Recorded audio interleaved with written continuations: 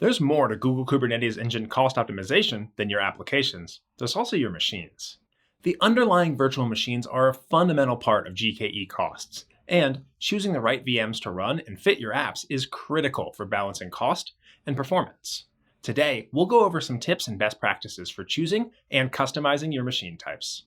Let's go beyond your GKE bill.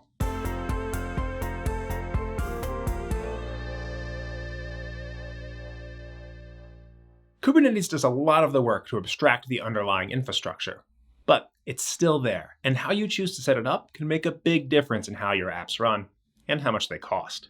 In the last video, we went over the differences between understanding the resources that your applications actually use and what they've been allocated.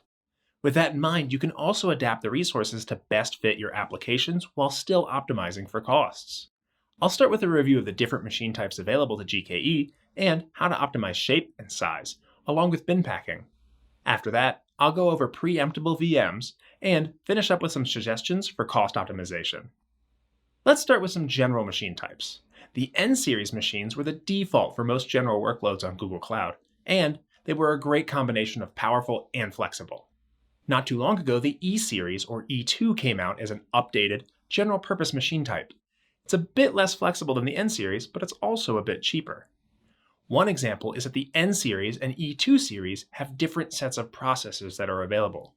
Here's a table of the current differences, but it's a lot of information. These differences might be important for your apps, but they might not be. E2s have similar performance to N1s, but they're optimized for cost. See if they'll work for your apps and save some money. Of course, it's all about understanding the details of your app when making a decision.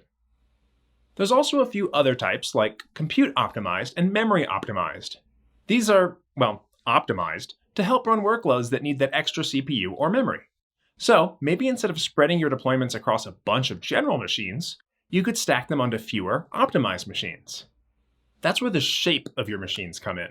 If your apps have specific requirements, you can make sure that the machines are shaped to fit your apps. You're not just limited to the predefined configurations. In fact, all of this is known as bin packing. It's all about making sure that you find the most efficient way to run apps on your machines and to minimize wasted space. Kubernetes will try to find a node to schedule your pods, and if it can't find one, it'll add more nodes according to your node pool configuration. Let's take a look at an example. Here we have two machines, the E2 standard 16 with 16 vCPUs and 64 gigs of memory, and a custom E2 with the same vCPUs, but only 16 gigs of memory. We also have two applications with different sizes, and App A has two replicas. So, what happens if Kubernetes needs to schedule two more replicas of App B? The standard has enough memory, but not enough vCPU. On the custom, there's enough vCPU for one, but not enough memory for any. That means Kubernetes needs to make more nodes, and since two replicas of App B couldn't fit on a new standard, that means two more nodes and even more wasted space. To help optimize usage, think about the size of our pods. They're not all going to be the same size, but when we have a general sense of each application, we can optimize nodes around that. In fact, one strategy is to use the 2 to the power of n rule, which involves shaping pods into vCPU buckets of 1, 2, 4, 8, 16, and so on. Now, we can have a pretty predictable idea of how these will fit onto machines, and we can use larger machines to better bin pack. This E2 standard 32 can hold all of our pods, and it's much cheaper than the 4 previous machines. There's still some wasted memory, but we could use a custom size to help with that. Ultimately, you know your apps, and the more details you have, the better decisions you can make on machine types. Plus, you can always try out different test environments and see what happens. Of course, this is still a lot to think about when looking at cost optimization. The good news is that GKE offers node auto-provisioning, which automatically figures out optimal machine sizes and then dynamically adds and removes node pools for you. We'll go over this in much more detail in the next 2 videos. Alright, that's enough about shapes and sizes. If you want to read through the full details, check out the link in the description. Let's jump to another potential way to save major costs, preemptible VMs. Typically, when creating a machine, you can specify if you want to make it preemptible or not, and you can pass that along as you're creating nodes and node pools in GKE. So, preemptible means the machines cost a lot less, even up to 80% less. But there's a lot to consider when using preemptibles. First of all, any instance can last a maximum of 24 hours, and sometimes less. They can go away with really short notice, so you need to ask yourselves, are my apps fault tolerant? That is to say, what will happen if a machine goes poof? On top of that, what happens when multiple machines go poof? If there's no spare room to reschedule your app, it might take some time before Kubernetes can bring up enough machines to run your apps again.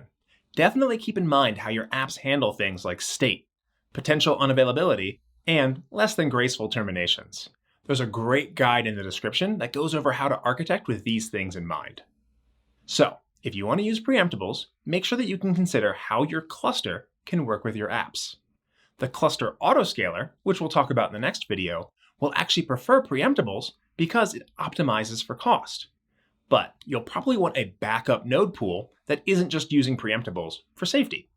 Just like the type and shape of your machines, you need to know how the full details of your applications work in order to optimize around them. Now let's flip this and talk about super predictable workloads. If you're planning on keeping clusters running for years, you should consider my favorite, committed use discounts. These are basically contracts where you sign up for a 1 or 3 year commitment on a certain number of resources, like CPU or memory. You're committed to paying for them regardless of if you actually end up using them, but you get a huge discount in return. I've got a whole other video in the description that goes into more details about how they work. For GKE, think about your resource usage and how spiky it is. If it goes up and down a lot, or it needs to handle really large spikes, but there's a minimum amount that's being used no matter what, you could make a committed use discount to make that baseline much cheaper. Here's a good example where some usage is covered, but there's more room to save money. And you can even consider preemptibles to handle spiky demand in a cost-efficient way, as long as your app can tolerate it. For example, if you're a retail website, you may need to handle large spikes for sales or holidays. On other days, you can get an idea of what's required to serve your website, so there's a pretty easy baseline to figure out right there. Of course, let's not forget about where these different resources actually exist. Regions have different prices, and they'll offer different latencies for your users based on where they are. If your application isn't latency sensitive, you can pick a cheaper region. But keep in mind that moving data between separate regions does have a cost associated with it. That also affects your clusters. So a single zone cluster probably makes more sense for a dev environment, and a regional cluster might make more sense for a production environment. You can always run different workloads in different regions based on the unique requirements of your business. Interpod affinity and anti-affinity are Kubernetes configurations that you can use to help control where your pods will be scheduled.